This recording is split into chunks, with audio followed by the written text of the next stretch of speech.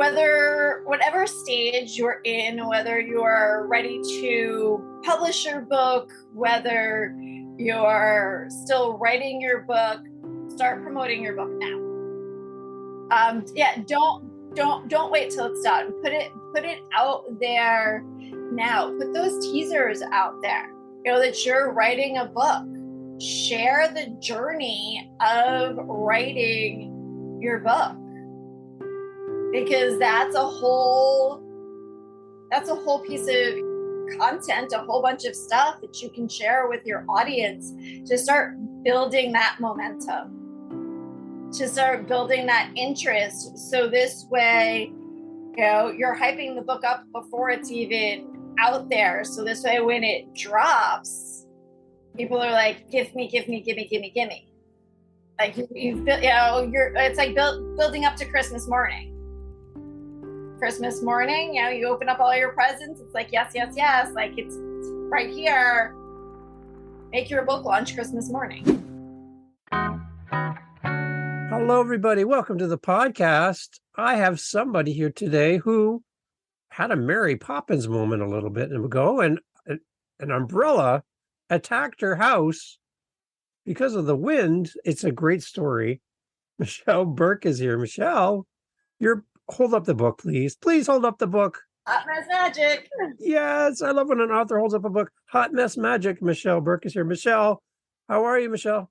I'm good. How are you? Excellent. I love when an author holds up a book. So please do it again. I love the smile on him. Look at that. The pride.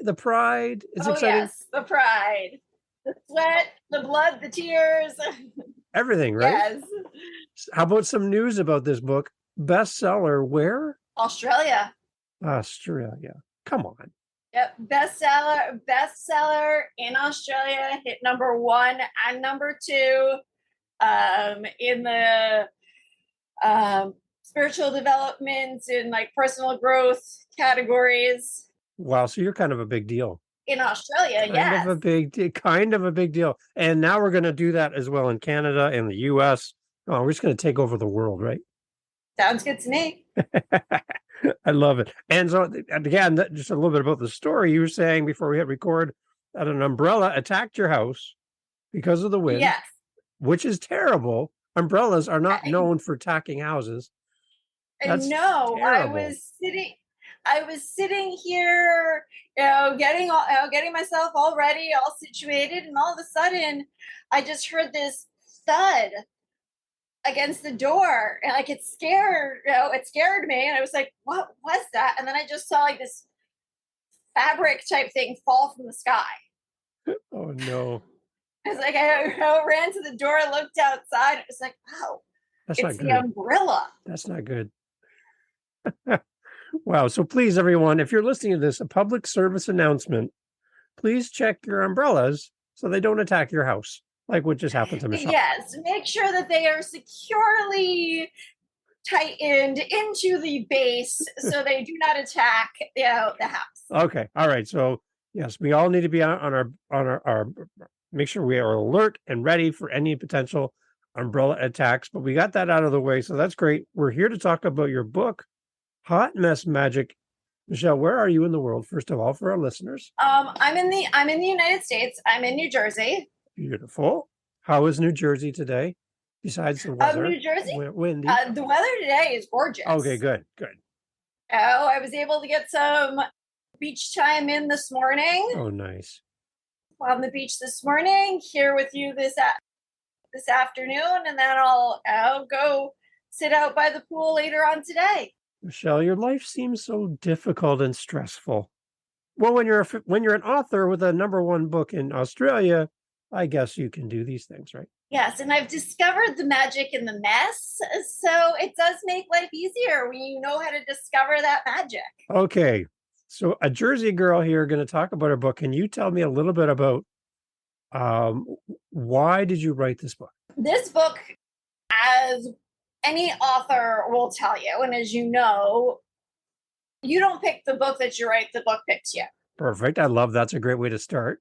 I was at a conference having dinner with a Facebook friend who we had just met for the first time in person at this conference together. And we're sitting there having dinner. And all of a sudden, I stopped her mid-sentence, said, I'm not being rude, but I have to write something down. And I picked up my phone, opened up notes, and wrote down 3 words. And I said to her, these words make no sense whatsoever together, but I know that they mean something. And those 3 words were hot mess magic.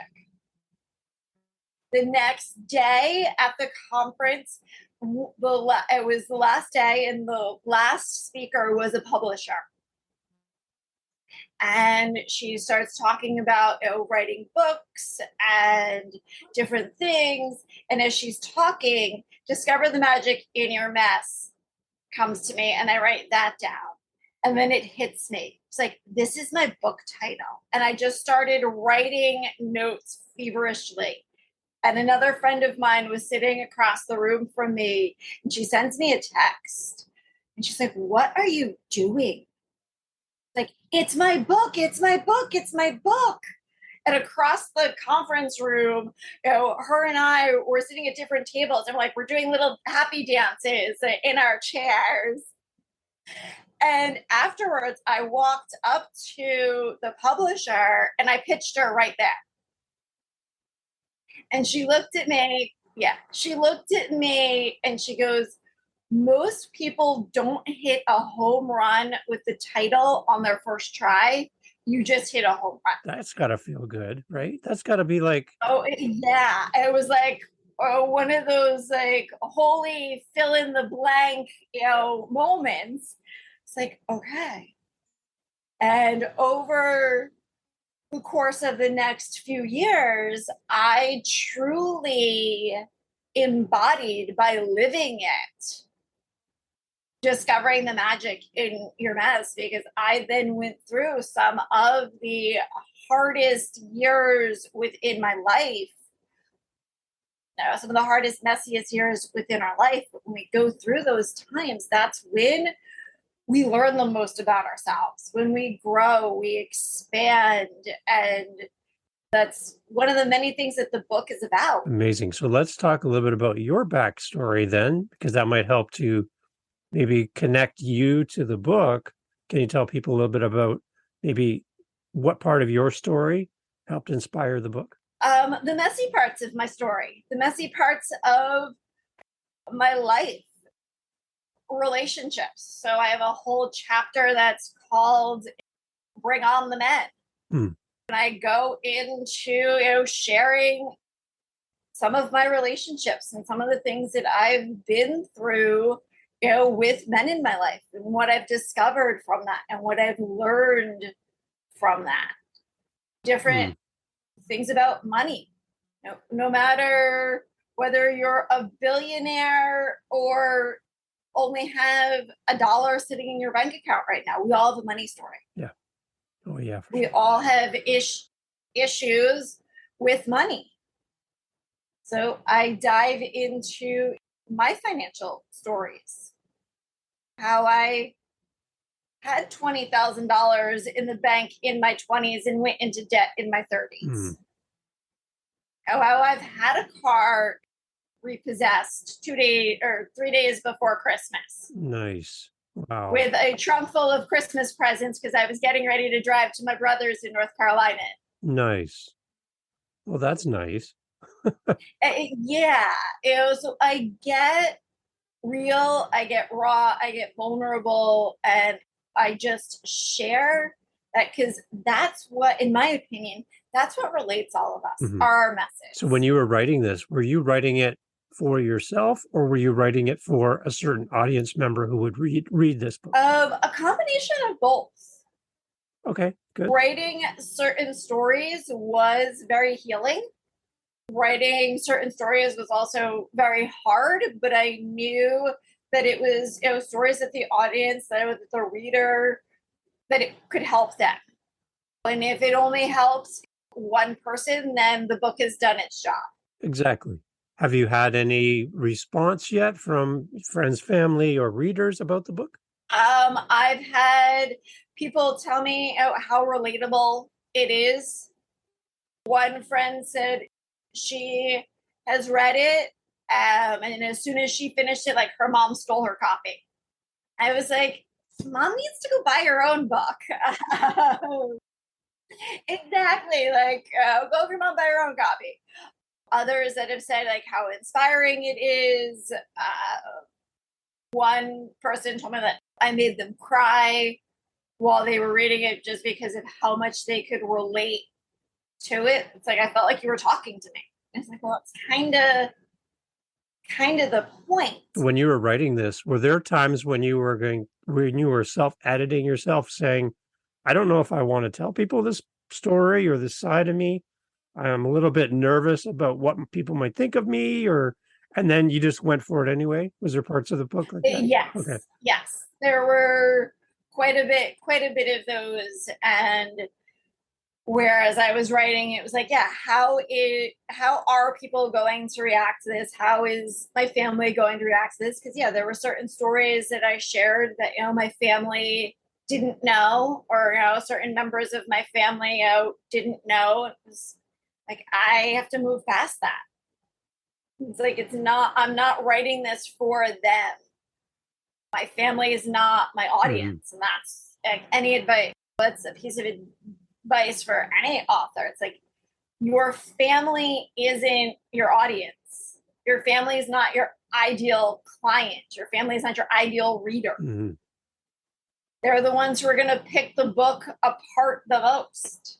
Yeah, exactly. Because they especially when you're sharing your story, they think they fully know you and know your story. And it's like, you only know this much. And you know your side of my story. You don't know my Exactly. side of my story.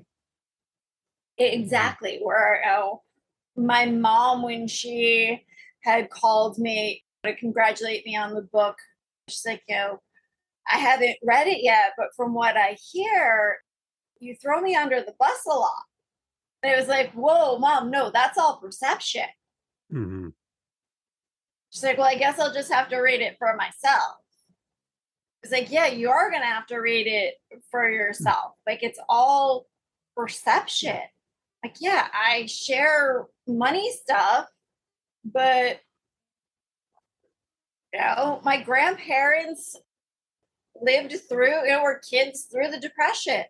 So, of course, they grew up with lack. Of course, that's transpired to the next generation, which then gets passed down to the next generation until someone shifts that lack programming. Exactly. Otherwise, it just stays in a family line. So what kind of inspirational message is coming from the book for a reader who's going to read this? What are they going to walk away with and learn? They're going to walk away with realizing they're normal. That they're normal, that what I'm sharing is just so relatable. And that, yeah, you're messy and you're magnificent. That your story, the things that you've gone through, they don't define us. They're just a little piece in our puzzle that make us us. And we can choose to either play the role of the victim and sit there and go, oh, woe is me. Why is this Why is this happening? Why is this happening again? What's wrong with me? Or we can sit there and go, nope. Like, I'm switching this. Switch the way that you're looking at it. Don't be a victim, be a victor. Nice. So having a book now opens doors for you as an author, for you in life. What are you excited about now that you have a book? What does that mean to you as an author?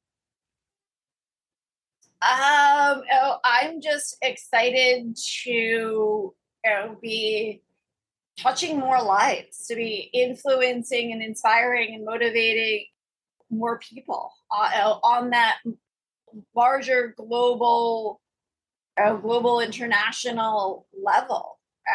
And I'm in the process of putting together a book tour for the fall and the fall, winter, um, so that I can share the book with Yes. others and share that message of owning who you are, discovering that magic in your mess.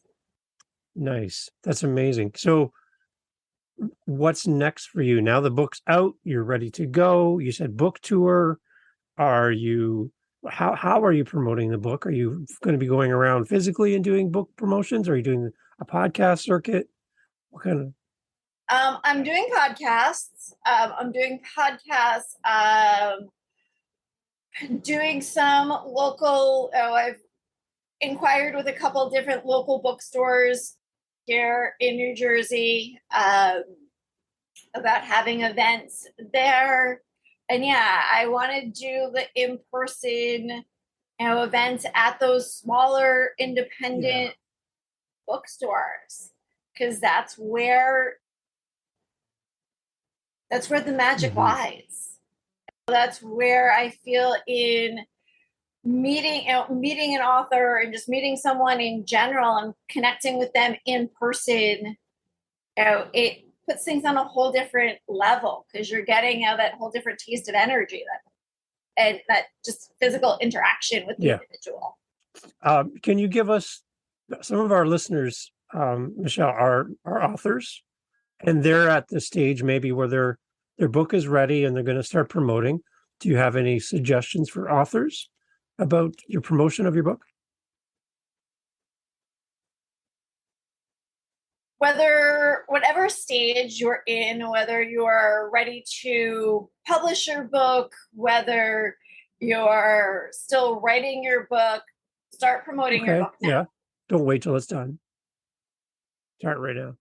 Yeah, don't wait till it's done. Put it out there now. Put those teasers out there. That you're writing a book. Share the journey of writing your book because that's a whole piece of content, a whole bunch of stuff that you can share with your audience to start building that momentum, to start building that interest. So this way, you're hyping the book up before it's even out there. So this way, when it drops, people are like, give me, Yeah. give me, Yeah. give me, give me, Yeah. give me. Like you've built, it's like building up to Yeah. Christmas morning. Exactly. Christmas morning, you open up all your presents. It's like, yes, yes, yes. Like it's right here. Make your book launch Nice. Christmas morning. How do you build audience and community around your book? I have a Facebook group that I created. I've done some different things. I did a virtual book launch party. So I did it on a Saturday. When my book launched on a Saturday, I did it on a Saturday morning, and we went through, talked about the book. I read chapters from the book, answered any questions that anyone had. And then we did a second one later on that night. Nice. And we just had a virtual party. So is your community that you're building online, are you using Facebook primarily? Right now, yes, I am. I am using Facebook. I'm in the process of transferring myself from Facebook. But for right now, I'm keeping it all on Facebook. Okay. And then once where I'm moving to is completely set, then I'll make that announcement in the Facebook Because group. Facebook has the word book right in it. That's pretty good for authors to create something on Yes, it is. Facebook. Yeah, that makes sense. That makes sense. Yes. There it About is. the See, book. I love it again. I love watching authors hold up their book. That makes me so happy inside. I think when we talked originally, you said that you were locked out of Google when you were writing your book. Now, this Oh my God, yeah. sounds frightening. Can you share a little bit about this? Yeah, that was really frightening. I was in this stage where I hadn't written in a while. And my publisher had come to me and she had messaged me and she's like, hey, we need to get back on track. I'm like, yes, you're right. We do. And we did she's like, I normally don't do this, but let's just have a one-on-one call and just talk through like what's going on in your head. Why aren't you writing, etc. And I was like, okay. And we had the call next day. I was like, all right, I'm ready to write. And I was using Google Docs and I went to type in log in, and I had created a separate Google account solely for the book. So this way I didn't have to worry about anything else in the Google Drive distracting me or anything. And Google tells me invalid password. I was like, no, okay, try it again. Invalid password. It's like, okay, what's going on here? And I tried to do the recovery, but it wouldn't let me do the recovery. I could only get so far within the recovery steps, and then Google would just stop me. And then it got to the point where I had put in a wrong password so many times that it locked me out. Nice. And it was a complete panic moment. I sat there and I didn't know whether to laugh or to cry. Because there was pretty much my whole book sitting in a Google Drive that I could not access. Wow. So I was able, after a couple days, I even went and was searching online to find phone numbers for Google to physically call them. I was able to find a number for Google. That's how hard I was digging. But the couple days later, I was like, all right, I'm going to give this one last try. And I sat down and I typed in the exact same password that I typed in the first time, and it went through. I think I would be freaking out if that was me, but just knowing that I can't access what I've already created. Oh. Yeah, it was a total freak out moment. So my recommendation for any author who is using Google Drive is take your document, take your book, and share that document with yourself. Yes. Someplace else. Yeah. So this way it's shared and you can access it. God forbid you get locked out or something happens, you have another way to access that document. Because I didn't know whether to laugh or to cry. Wow. I think at one point I was laughing and crying. That's incredible. That's incredible. Yeah. So I'm so happy that you got everything back. And from the point that you got your Google document back to the finished book, how long was that period of time?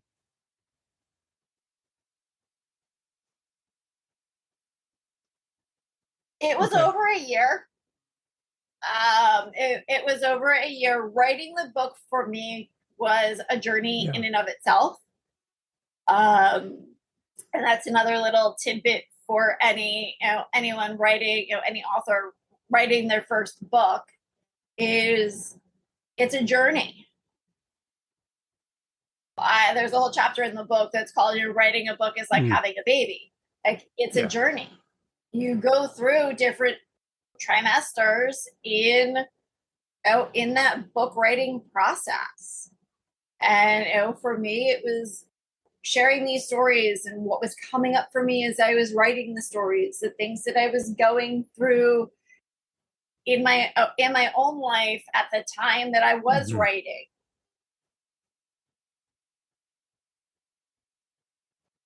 Being in that just state of flow and writing when you feel inspired and motivated to write, and not sitting down and going, okay, I have to write 5,000 words today. Because if you sit there and you say, I have to write 5,000 words today, you're forcing it. And that's why we sit there looking at the blinking cursor with nothing coming to us, because we're forcing it. So yeah, I wrote pen and paper at the beach. I used Otter, which is a great app that allows you to speak and it transcribes as you Nice. speak. That's a great tip. Yes. And then you can email that right to yourself. Google. So I wrote in different formats. Nice. Excellent. So Michelle, before we close off, how do people connect with you? How do people find the book? What do we need to do? So the book is available on Nice. Amazon. There it is again. There it is. So if you just go to Amazon, type in Hot Mess Magic, the book comes right up. You can connect with me on Instagram at Magic, Magick Shell. And then, my website, michelleaburke.com. So to your readers in Australia who made you number one, do you have a message for your readers there? How about Thank that, you. right? And to the listeners in the United States and Canada, come on. Let's go. Australia's leading right now. Oh, let's make this, because I am in the United States, let's make this, a dual international Amazon Everyone bestseller. in New Jersey for sure has to have this book. Come on. We got to buy a new umbrella now because we got attacked at our house. Yes, now that it crashed in. We got to sell some books here to fix my umbrella. This is great. Yes. Michelle, it's so great to have you on. I love when you hold up your book. It makes me so happy. Here it is again. Thank you for making time for us today. And I hope that people listening today who are living a messy life and don't know how to fix it will get some inspiration from your book, Michelle, and be able to fix that hot mess magic. There it is. Hot Mess Magic. Discovering the magic in your mess. Thank you so much, Michelle, for being part of the podcast. You're welcome. Thank you for having me. Amazing.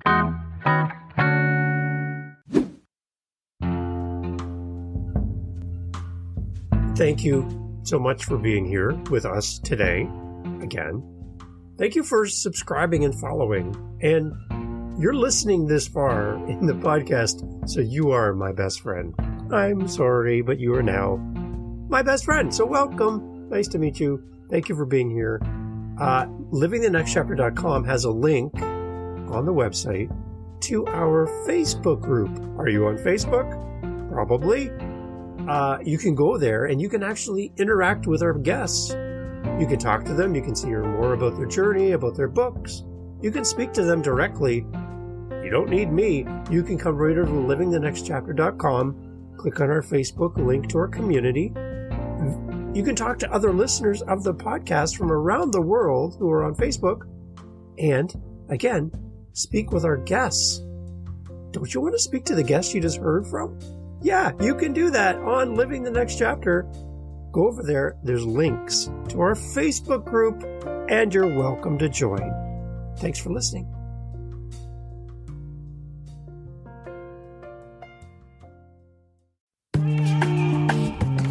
Mindshift Power Podcast, the podcast for teenagers and those who work with them.